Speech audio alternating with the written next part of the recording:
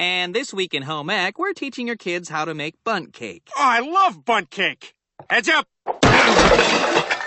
Whoa, ahoy. What? I don't know, Brian said it. I was just trying to reference something. I don't really know a good reference to make, whatever. Hi, I'm Kitty Monk, and I'm here to talk to you about Family Guy. Or more specifically, their biggest controversies. Because much like South Park, there are a lot of controversies associated with this show. Remember when you were a kid and Family Guy was the new South Park? That show you sneak watched? Now it seems like they replaced that with Has-Been Hotel and Helluva Boss. But while I wouldn't mind if a teen watches Helluva because it's more of a comedy, Has-Been might be a little iffy. Weirdly, most of the Family Guy controversies I found weren't as unique as I thought. To put it out there, it was mostly just people not exactly liking certain episodes or moments and then making a huge media stink. I'm sorry, look, a beef with the American Catholic League and literal death threats kinda pushed the bar pretty high, Family Guy. Thank you, James Cameron. Still, we got a lot of good moments to examine, but I will say I won't include Family Guy's battle with the Parents Television Council as an entry. Much like South Park and Muhammad, the topic proved to be too big for one entry, and might end up comprising its own video one day. But fun fact though, Patrick Warburton's mom is on the PTC, and I think Steph actually made friends with one of the council members. Still, that leaves us with plenty to choose from. So, let's discuss.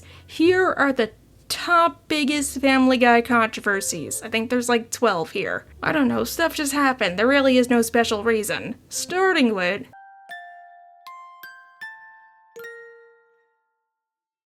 Oh my god, that was hilarious. You really fell for it.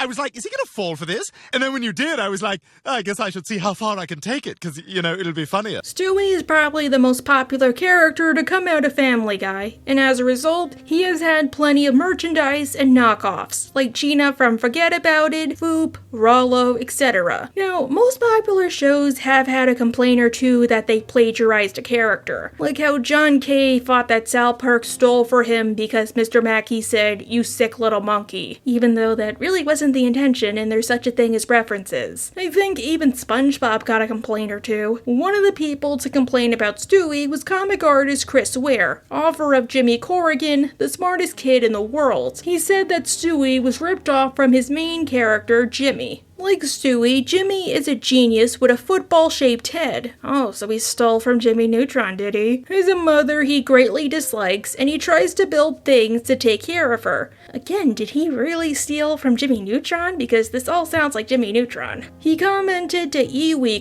"I don't want a book of 7 years worth of my stuff to become available and then be accused of being a ripoff of Family Guy." Even if this came out years before and this interview was in '99 before Family Guy got mega popular, if I let it get the better of me, I wouldn't get any work done. I'd just sit around and stew about it.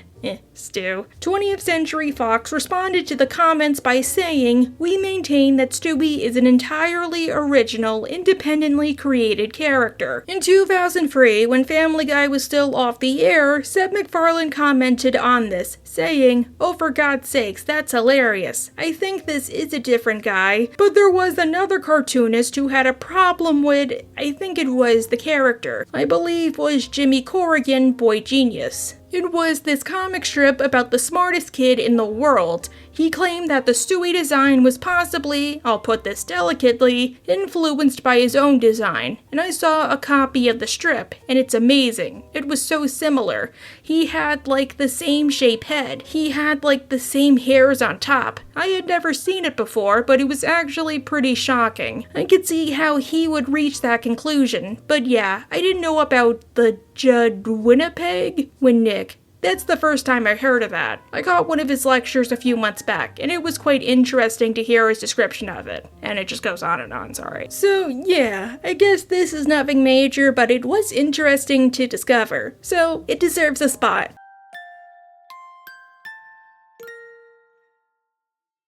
Then we had a big catered lunch. See?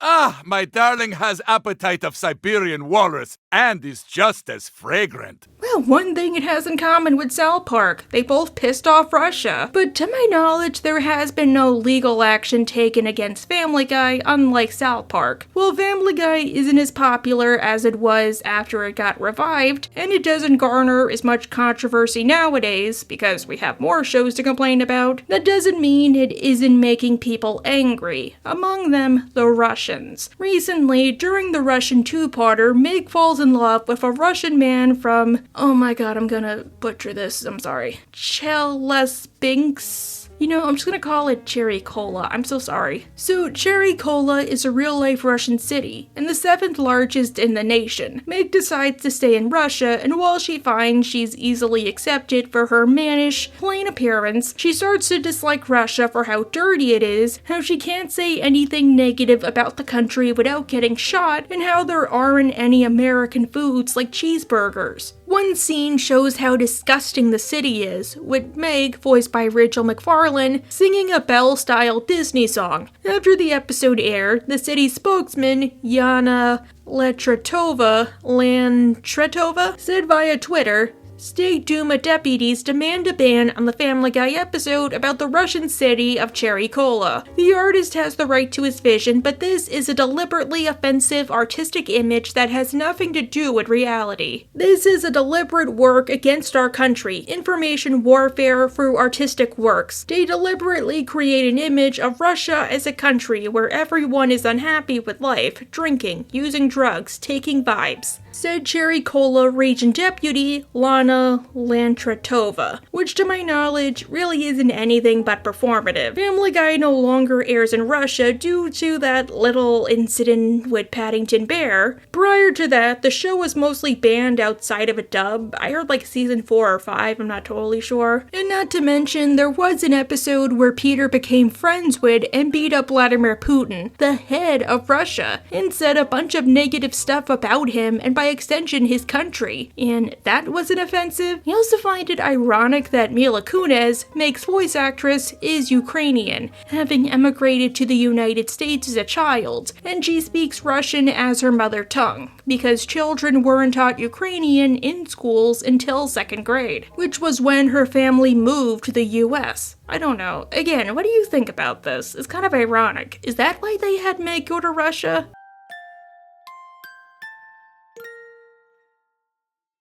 Violence is bad. Not violence.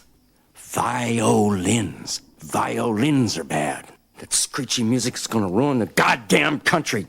Now, like I said with my video on Brenda Quagmire, many people hated what the episode said about domestic violence, to the point where you have to wonder, was it meant to be a comedy, a super serious PSA, trying and failing to be both somehow? Quagmire ends up asphyxiating and going into a quick coma that lasts for about an hour, and his sister and her boyfriend come to visit him, rather than Crystal and/or Ida? And it turns out that Brenda is in an abusive relationship with her boyfriend Jeff, who is the amalgamation of every negative stereotype about abusers, if abusers never hid their behavior.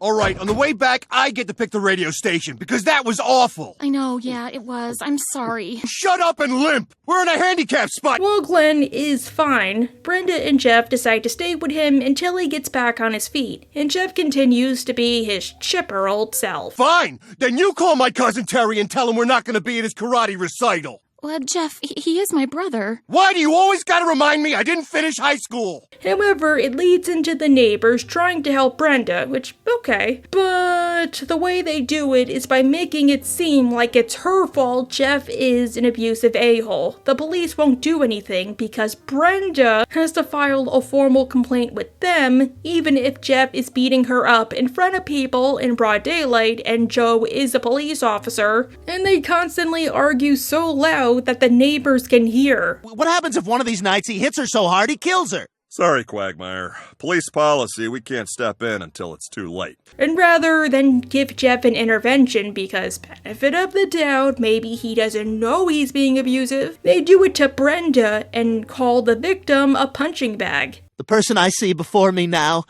is just a punching bag.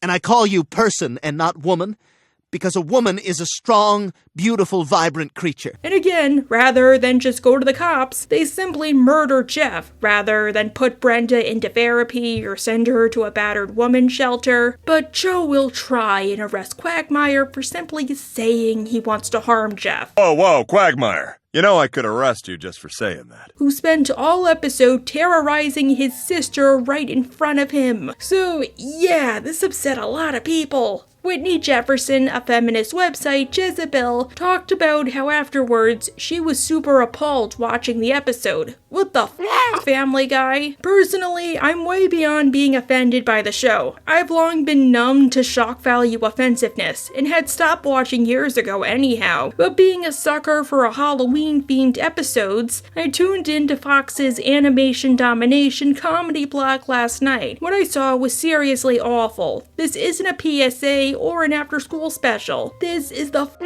Family Guy. But given this lonesome episode pegged itself to a very serious issue, you'd think maybe at the end they'd flash a hotline number or something. You'd be wrong. Definitely the scariest episode we've ever seen. Funny enough, the episode even got Vice to do an analysis on the whole series, kinda like a Bechdel test. But the sense of humor that drives the show is toxic. Once me and my flatmates admitted we had a problem, we started to keep a tally. We counted how many successive episodes we could watch before we found one that didn't involve an act of violence against a woman. We managed 14. That's 14 episodes of Family Guy before a 20-minute episode that didn't feature Meg, Lois, or another female character being knocked to the ground, murdered, or slapped. Well, dang.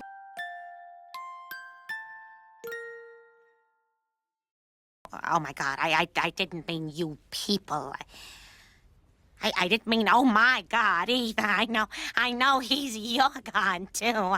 As mentioned in my partial terms of endearment video, Family Guy had one episode that wasn't available to watch for years, before partial terms of endearment took that title. And that was When You Wish Upon a Weinstein. Now, Family Guy has done some outrageous stuff. You have to wonder, what did this episode do to get locked in the vault? Well, the episode made fun of Jewish people, if you couldn't guess by the title of Weinstein. The episode has Chris's grades slip, and Peter losing all of his money to a con artist, and needing support and fast, he decides that he needs a Jewish person to help him out, because Jewish people are stereotypically good with money, and big on getting educations or being smart and having good grades. To this end, he prays via a song called I Need a Jew that he, you guessed it, needs a Jew. What, you thought he wanted a Pentecostal? He's not trying to learn another language. Peter gets one in the form of Max Weinstein. What do you want? Financial advice?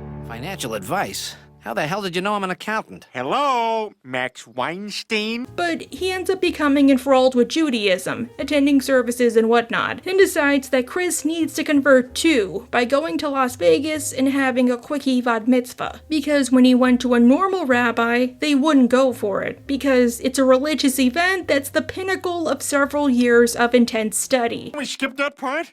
I mean, come on. If Chris knew how to study, he wouldn't need to become Jewish in the first place, right? Right? Right? And Chris isn't doing it to get closer with God, but to make his father happy. Now, many shows have these things called holdover episodes, where they take a couple of episodes and wait to show them until the next season, even if production-wise they weren't meant for that season. Sometimes they do it on purpose so they can take a break. Sometimes stuff just happens and the airing schedule gets mixed up or the season gets cut short, like how American Dad season was meant to end with Return of the Bling, because it was supposed to make way for Sons of Tucson, but then that show got cancelled, so they returned like 2 months later. The only other time I think of when that happened was the Simpsons episode where we got to see Kang and Kodos' home planet, or the King of the Hill episode Pygmalion. This episode was meant to air as part of season 2, but was held over until after season 3, as Fox was afraid it would come off as anti-Semitic. This was despite Seth MacFarlane showing it to 2 rabbis, who approved of the script because Peter learned a lesson, the fact that all of the Jewish characters were played by Jewish guest stars, including Ben Stein as Rabbi Goldberg, not even kidding. And on this day, the Sabbath, we gather here to... and Peter Rygerd as Max Weinstein, and also included a good chunk of the main cast, including Mila Kunis and Seth Green, and Alex Borstein, where even if they aren't practicing members of Judaism, they are still ethnically Jewish. Get here, Herschel. We got us one of them self-hating Jews. Nothing I hate worse than a Jew who doesn't appreciate her own rich heritage. Heck, at the time, 70% of the Family Guy writing staff was Jewish, so that's like saying, oh, they're being an Uncle Abel. They don't know what they're talking about. And weirdly, this was back when Family Guy was just another comedy, not something like South Park. The episode was held over even after Family Guy's cancellation, and it was the only episode that wasn't aired. But during this time, syndication rights were given to Adult Swim for pennies. People watched and got interested, and high DVD sales got people interested in the show and Fox interested in reviving it. So the episode aired uncensored on Adult Swim on November 3rd, 2003, and a year later on Fox, albeit censored, on December 10th, 2004. At most, the only real thing they changed was Peter's song, removing a line where Peter forgives the Jews for killing Jesus. I think the Cleveland show kinda touched on it. Had God's baby, who then grew up to be murdered by the Romans, so you and I could be forgiven for Eve eating that apple she got from the talking snake.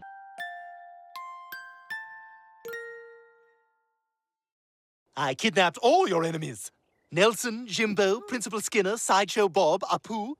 I know Apu's not your enemy, but I just wanted to say I took Apu. Is it just me, or did the art style change when the Griffins got to Springfield? Like the colors got all muted or washed out or something. It's like nobody ever comments on it, not even TV tropes. Family Guy has been compared to The Simpsons for pretty much all of its run, and in many ways, it seemed like a darker take on the franchise. But on September 28th, the two shows finally crossed over via an hour-long special referred to as The Simpsons Guy. Honestly, the special isn't really anything I write home about, and it's not really anything special either, pun not intended, but there are some good moments, and also some controversies. For the first half of the special, the Griffins get paired up with their Simpson counterparts, and Stewie starts to hang out with Bart. Eat my shorts. Eat my shorts. I love that. Is that a popular expression, like what the deuce? Probably more popular. Which I guess maybe it's because Bard is also destructive, so maybe it's like South Park where Bard was once considered a horrible, evil child that schools tried to ban, whereas nowadays, because The Simpsons is super tame, he's just a troublemaker. I don't know, I thought maybe there'd be a Maggie-Stewie team-up where Stewie teaches Maggie how to do stuff or something, I don't know. One thing Bart and Stewie do to have fun is participate in prank phone calls to Mo, which is one of Bart's trademark pastimes. Most having, most speaking. Yeah, I'm looking for a friend. Last name Keybum, first name Lee. Hang on, I'll check. Hey guys, do I got a Lee Keybum? But whereas Bart's is tame, Stewie's is, well, let me play it. Hey, I want to try. Okay. Most having. Hello, Mo. Your sister's being raped. Is that one?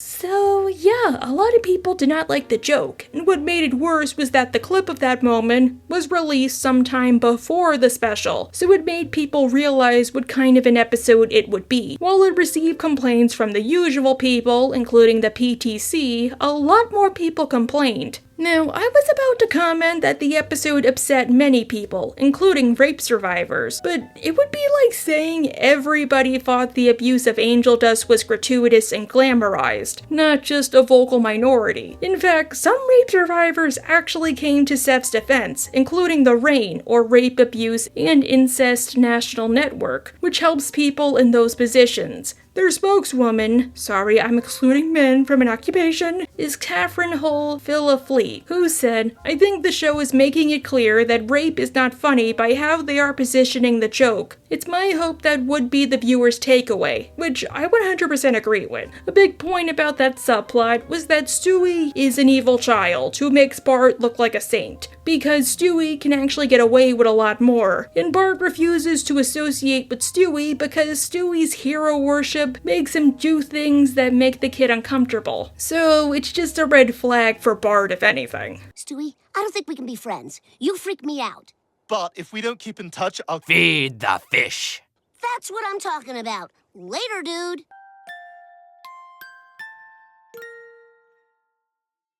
So let's start playing. I'm the Raiders. I'm Bo Jackson. And hopefully he'll show up. That's no fair. Bo Jackson's too fast. Guys, do we want Cleveland back or don't? Oh, here we go. Now this one, I don't really blame on the writers, but it is associated with Family Guy. Well, sort of, it's complicated. In 2016, an episode of Family Guy included a clip of Peter and the guys playing a video game called Double Dribble, a basketball game, and how the guys are able to exploit a glitch to win the game. During the segment, they had a clip of the video game. But no stupid shots from the corner, because that's a glitch in the software. Game on! And corner three! No, that's what I'm talking about! But rather than being the video game itself, or say the video game being played by Family Guy staff members, it was a clip of a YouTuber named Switched, with a 1, who was the one who found the cheat code. But this isn't the worst of it. Fox filed a copyright claim against Switched after the episode aired, even if they were the ones who stole his footage. Now, to be fair, it probably wasn't Fox itself, just one of their many bots, which don't discriminate. Honestly, one reason I don't review video games, especially the South Park video games, is one, I have no idea how to gather footage. Normally, with most of my other videos, I just screen record or take screenshots. And second, they are gluttons for copyright claims, especially since it's often constant footage for long periods of time. I probably couldn't just stop the game with my avatar and give some commentary. But it still sucked that they never reached out to him to have his work be featured in the episode. He had no clue it was included until his video got copyrighted and taken down. And trust me, copyright claims suck an egg, since not only do you have that strike on your channel until it either expires or the company releases the claim, which could be weeks or months, but the algorithm no longer favors your channel as much as it once did, so your views and your revenue start to go down. Trust me, I got a copyright strike back in February from Warner Brothers over my Evil Morty video, and I still haven't fully recovered, even if the video is back up. But this wasn't the last time it happened.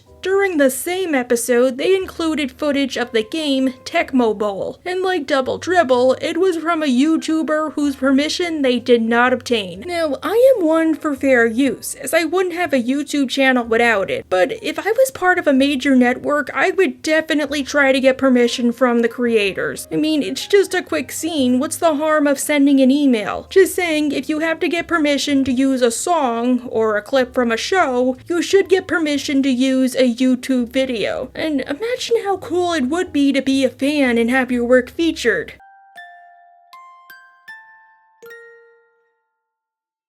I am so excited for Stewie's first play. Don't you think it's a little soon for a musical about Terry Schiavo? Or too late? Shh, it's starting.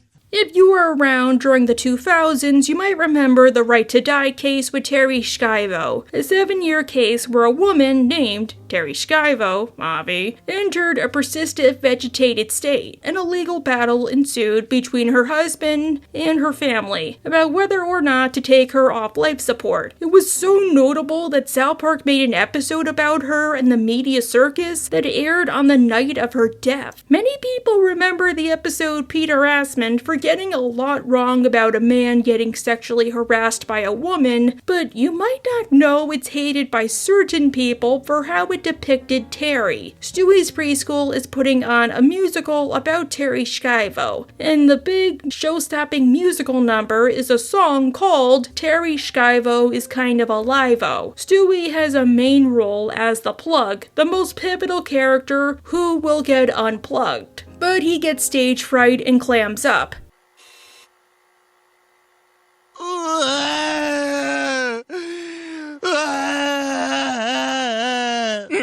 Now, because this is Family Guy, we never properly see Stewie overcome his fears. The opening simply acts as a segue into Peter becoming paparazzi, or a paparazzi, and then getting his glasses destroyed and getting Angela's attention. But this joke upset several people, among them Terry's relatives. In an interview with Christian Wire, Terry's brother, Bobby Schindler, well, because Terry was married, said, "My family was astonished at the cruelty and bigotry toward towards our beloved sister and all disabled people that we witnessed in this show. My first thought was how this attempt at satire must have been enormously difficult and painful for my mother. After further thought, I realized that using my deceased sister as fodder for satire also validates what our family has been saying for many years. There is growing, deep-rooted prejudice against people with brain injuries and other cognitive disabilities. This sort of barefaced bigotry is dehumanizing to those with disabilities and cruel to those who work tirelessly to ensure that people with disabilities are provided the proper care, protection, and respect. People are not vegetables, but are they tomatoes? The depiction of Terry in the Family Guy episode on March 21st is not only inaccurate, it seems to take the position that certain people are simply not worthy of receiving medical care because they are viewed as burdens on the healthcare system. Yeah, no offense, didn't Terry kinda have a DNR? Family said even if she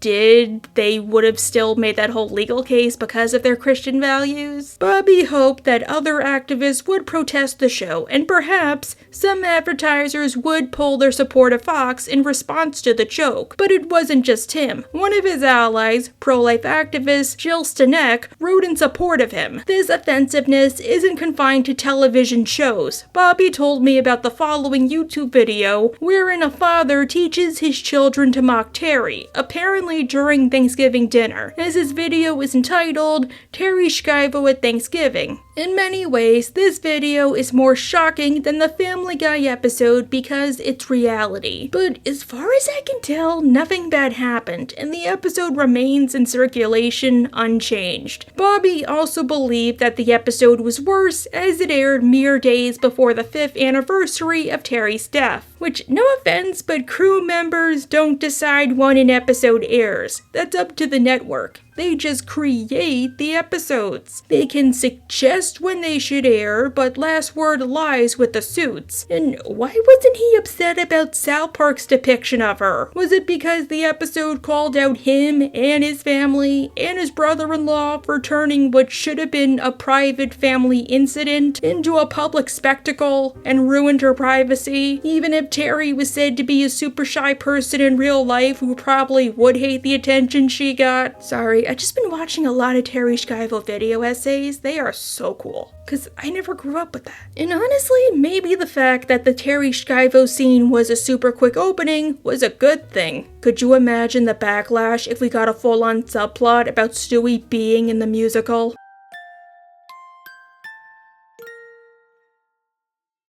What do you think, boys? I'm walking on sunshine. Whoa! Well, to think of how far things have come. In the early to mid-2000s, normally trans characters were the butt of jokes, or they got twist reveals that were often disgusting. But you can watch Lily Simpson and her takes on these good and bad episodes. And we even did a video on my channel on why Janet Garrison was so hated. But some shows did try to be sensitive to trans characters, emphasis on tries. Family Guy was perhaps the main one, and I almost had to watch this episode as part of my gender studies class because of how trans people were depicted in the media at the time. In the episode, Quagmire's father, Lieutenant Dan, comes to Quahog to attend a naval ball, and Joe and Peter believe he's acting effeminate, so it means he's gay. Because let me tell you, I do hate to perspire. So anyway, I just bit the bullet and put on my helmet. Oh, sorry, that's my auto spell correct, but yeah, he's super gay. At the ball, Dan announces to Quagmire that no, he's not gay, but he did come to Quahog to have gender affirmation surgery and change his name to Ida, and he wants Glenn to support him. Oh, come on, just be gay. Now, I already made a video on Ida where I said that I didn't find her to be offensive. It was kind of boring until the newer seasons, where they sort of started giving her a character and a voice that was identical to Greg and Terry. But I hated the way the characters in the show reacted to her. I made a crumble. Oh, how thoughtful. Throw it away in the outside garbage. And apparently that is a pretty common sentiment amongst the LGBT community. Heck, for once, they actually banded with the PTC, who hated the episode, especially the vomit scene, where Brian realizes he slept with Ida and then pukes for about a minute. How does this happen? When they move to a new place, they're supposed to notify the neighborhood. That's how it works. He didn't actually move. He's just visiting. I know some of you have said that Family Guy is a show about ignorant jerks, so it makes sense that the characters treat Ida badly, but let me compare that to It's Always Sunny in Philadelphia, where we had Carmen, a trans character, and everybody but Mac accepted her. Well, interestingly, on top of all that, she's one of the few characters who hasn't had her life ruined. Heck, Dee was her surrogate in one episode. Sorry, getting off topic, but my point is, the tone of the episode never said they were jokey or the Griffins were immature or whatever, so it made a lot of people upset for how it portrayed Ida. And the characters in It's Always Sunny are arguably worse than the Griffins, so that argument does not hold water. The reason this made the list is not only because of the backlash, but because of the comments that Seth made in response. Rather than accepting the complaints and saying they'll do better, or not responding at all, Seth saw no problem with the episode, and even defended some of the darker moments. You predicted that another episode about a transgendered character would make the LGBT community happy. It didn't. That surprised me. I don't meet a lot of stupid homosexuals. They seem to be a pretty smart bunch, but it seemed that they were not picking up on the fact that it was a very sympathetic portrayal of a trans character. Maybe the fact that Brian barfs his guts out when he realizes he's had to trans threw them off. Hey, we're still Family Guy. We're not suddenly going to become Seventh Heaven. Actually, I guess on Seventh Heaven, they would probably burn the trans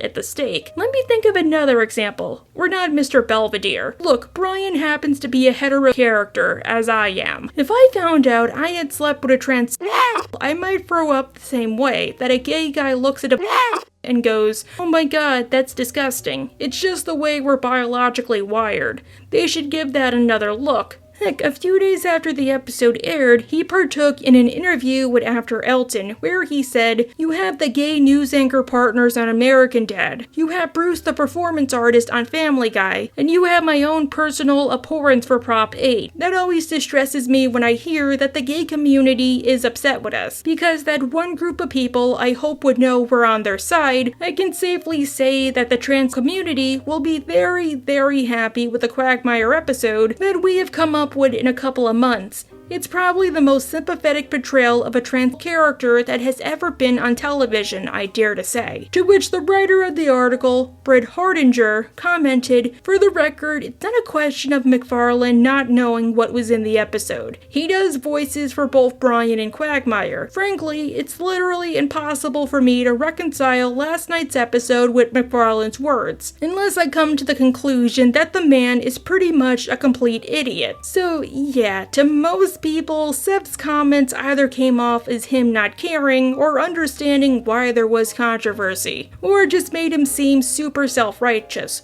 Normally, I highly respect Seth. By all accounts, he's a good guy to work for. I like how he's formed friendships with people on opposite sides of his beliefs, with Rush Limbaugh and one or two members of the PTC being among them. Heck, he's still in contact and has close relationships with his crew members, even if he isn't involved in most of them creatively anymore. But this was one of those times where I kind of understood why a lot of people hated him.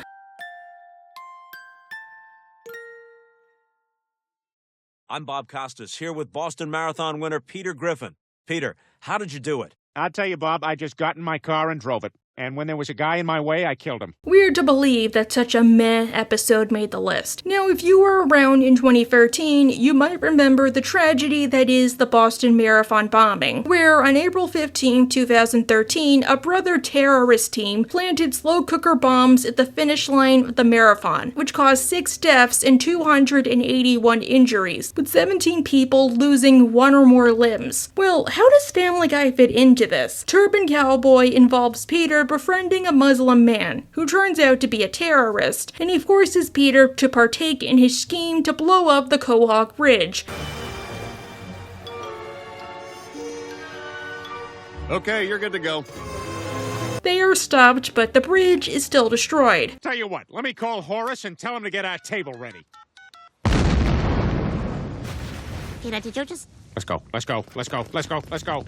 So, what's the fuss? Did it rip off that Simpsons episode where Homer thinks Bart's new family friends are going to blow up the mall, but they turn out to be normal people? But I love blowing up buildings. Oh my God! Safely and legally, in order to make room for new buildings. And what does it have to do with Boston? Well, one of the cutaways involved Peter ramming his car into the Boston Marathon and killing a bunch of people. Holy crap, this is awesome! I haven't felt a rush like this since I won that marathon. And the ending involved the bridge blowing up as a result of an accident on Peter's part. For reference, the episode aired about a month before the attack, and episodes typically take about a year to produce. But it gets worse. After the attack, somebody on YouTube edited the cutaway to make it seem like Peter caused the bombings, or that the episode somehow inspired the attack. The clip even got the attention of Seth MacFarlane himself, who tweeted, "The edited Family Guy clip currently circulating is abhorrent. The event was a crime and a tragedy, and my thoughts are with the victims." Which, yeah, I love dark humor, but it was in super poor taste at a super poor time. Wait 22 years like the rest of us. But it gets worse. Turban Cowboy was taken out of circulation, not just on syndication, but all streaming services for a year. Not just because of the clip. That made things worse. In 2014, the controversy died down, and the episode did return, but the memory still remained. Honestly, I'm surprised they didn't just cut the scene. Like, seriously?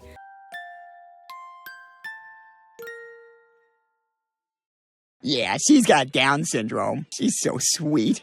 And doesn't she have the most beautiful eyes? Well, the spacing seems a tad off, but yeah, individually they're not awful. Did you know I spent months trying to write a script on this episode? I just don't know whether to do the episode on its own or include it as part of a Chris and Stewie video. I guess this is a good chance to get it out of the way. In extra large medium, Chris starts to date his crush, Ellen, but much to Chris's shock, Ellen turns out to be a piece of work. I guess I'll talk to you soon. You're not leaving yet.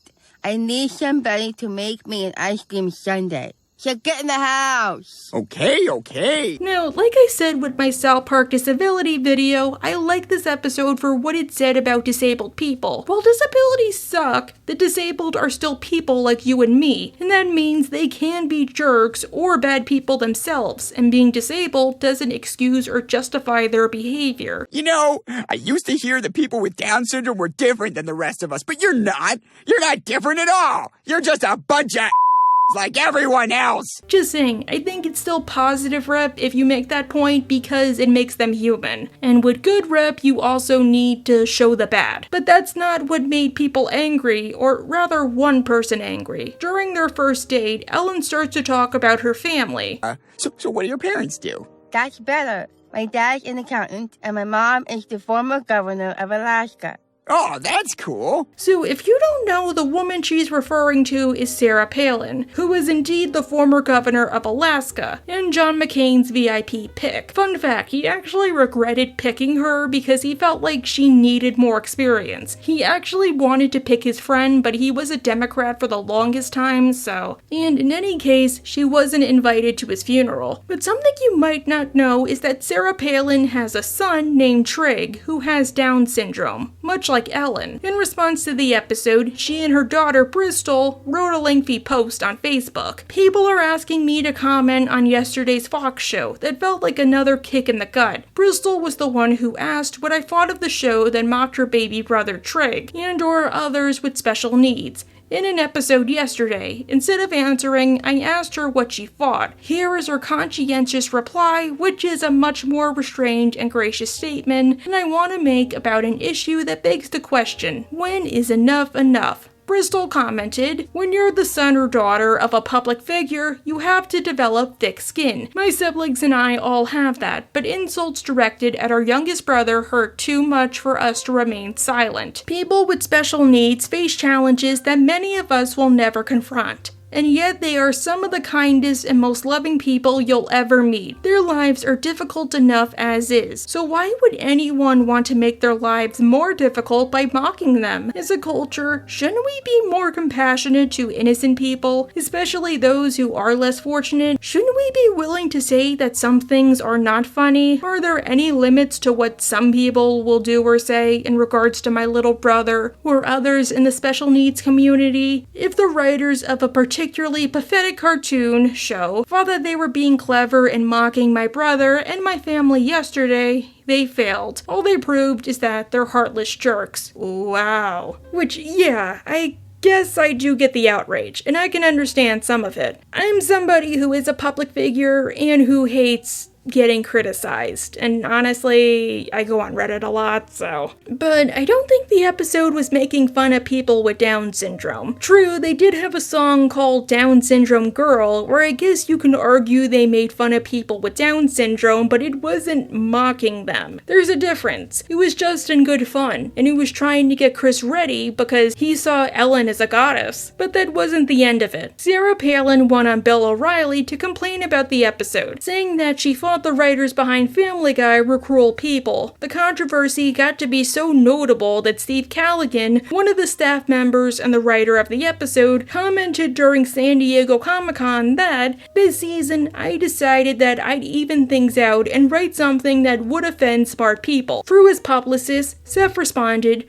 from its inception, Family Guy has used biting satire as the foundation of its humor. The show itself is an equal opportunity offender. Seth even won on Bill Maher, another man who supported him, but who also got dragged into the controversy. Ellen's voice actress, Andrea, who actually died, I believe, earlier this year or last year, I'm so sorry. She said, I guess former Governor Palin does not have a sense of humor. I thought the line, I am the daughter of the former governor of Alaska, was very funny. I think the word is sarcasm. In my family, we think laughing is good. My parents raised me to have a sense of humor and to live a normal life, which I think is a cool sentiment to have. When you get asked to play characters who have Down syndrome, does that make you at all uncomfortable? No, I'm proud of it. I'm not embarrassed. But mostly, it doesn't matter if you have Down syndrome. Really, it just matters to have a different challenge. When did you find out about the reaction that the episode elicited from Sarah Palin and her family? I did not even know about it until my mom told me, you're on Channel 4. And I watched on Channel 4 on Extra and saw Sarah Palin with her son Trig. I'm like, I'm not Trig. This is my life. I was making fun of Sarah Palin, but not her son. Do you agree with what she said and her daughter Bristol were saying, that the character and the jokes were insulting to people with Down syndrome? It's not really an insult. I was doing my role. I'm an actor. I'm entitled to say something. It was really funny. I was laughing at it. I had a nice time doing voiceover. It was my first time doing a voiceover and I had fun. But apparently one of the people who actually agreed with them was Patrick Warburton, who wasn't a huge fan of the joke. I don't know, take that as you will.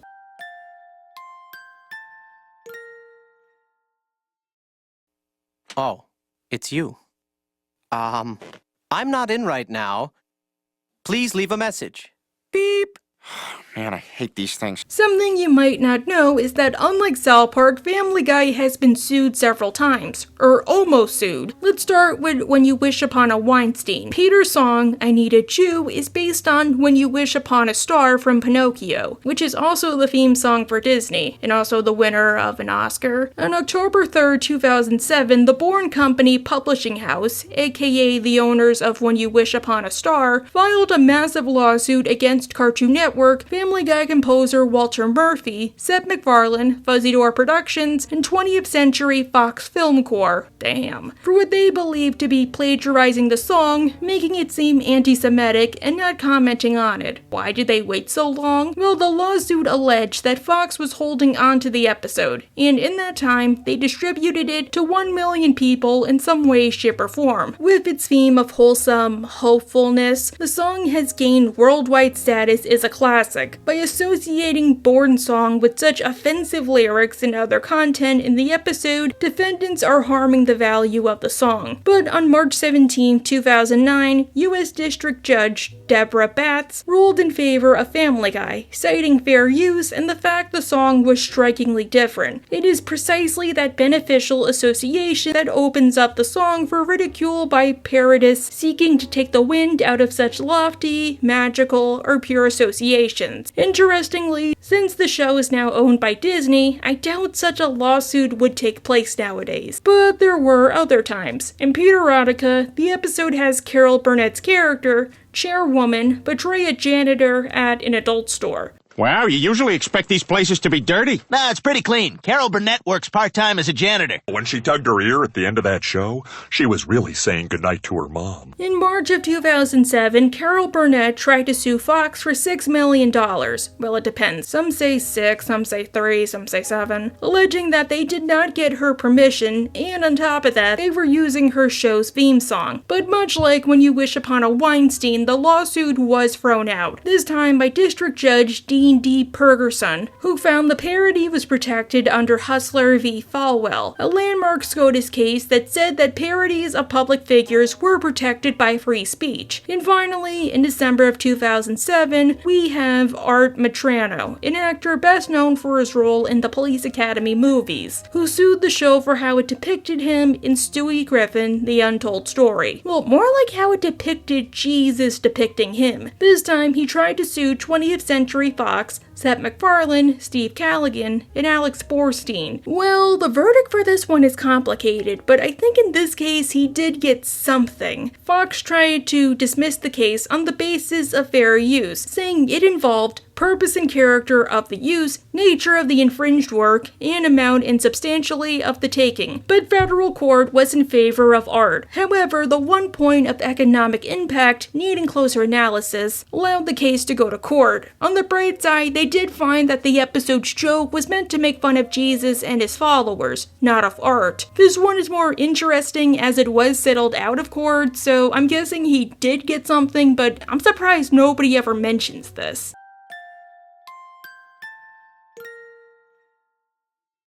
Oh no. Peter, quick, change pigments. That was close. So something you might not know is that Cleveland was, keyword here being was, voiced by Mike Henry, one of the writers for the show and one of Seth MacFarlane's closest friends. His brother was Seth's roommate at the Rhode Island School of Design, and that's how he met Seth MacFarlane. They did a student film together and kept in touch. And then when Family Guy was starting to go into production, Seth called him up and they've been working together ever since. But something you might notice is that Mike Henry is white, not black. Now this is a tricky subject. Should voice actors match the ethnicity? I don't know. I mean, I guess it depends. Unless it's something like race is one of the themes, or a big central part to the character, I prefer to examine it on a case-by-case basis. I mean, come on, Samurai Jack was voiced by Phil Lamar. But like I said with Khan and Diane, I do like when shows try to hand-wave it, like how they said that Khan was Americanized, or how Diane, even if she is Vietnamese, was still raised by a family that assimilated and then some. But I never really minded Mike Henry voicing Cleveland, even if he was white, since he was a writer on the show, so that would save some budget, and he had a hand in Cleveland's creation. The same could be said of Phil Vischer voicing Mr. Nezzer. Oh my god, you gotta look that up. It's a huge story. And when Mike Henry faced backlash for voicing Rollo and Cleveland during the Cleveland show, he retorted that Cleveland's friend, Lester, a white redneck stereotype, was voiced by Kevin Michael Richardson, who also voiced Junior. But that's neither here nor there, I'm just saying. In 2020, the George Floyd protests emerged, and this created a conversation on race, especially in relation to stuff like the media. While it did lead to them banning certain episodes seen as racist, it also led to several white voice actors stepping down from roles in order to give their roles to people of color. This I don't really have an opinion on, but I do like how the shows try to justify the new change, like how South Park said that Token's father was code switching, or how at Big Mouth, Missy got in touch with her black roots and it became super relatable for me in recent years. One of those voice actors who stepped down was Mike Henry, who announced on June 26, 2020 that he would no longer be voicing Cleveland, saying on Twitter, "It's been an honor to play Cleveland on Family Guy for 20 years. I love this character, but persons of color should play characters of color. Therefore, I will be stepping down from the role," which led to some mixed feelings from all groups. Some appreciated the change, some thought he was forced to step down. Stuff happened, whatever. Regardless of the backlash, Family Guy replaced replacing Cleveland is one of my favorite examples of how they handled the change, next to Missy. While I don't mind if it went to another up-and-coming star, because I feel like that's kind of the point, I didn't really like how the characters did not sound like the person they were meant to be voicing, especially on The Simpsons. Big Mouth, the new voice actress, who's also Envy in Inside Out, sounded really good, I like her. With Family Guy, one candidate for the role was Wendell Pierce from The Wire, who tried to use social media to throw his hat into the ring. Now that Mike Henry has consciously given up the role of Cleveland, I am publicly starting a campaign to voice the role myself on the Cleveland show. Yeah, no offense, that show got canceled, I'm sorry.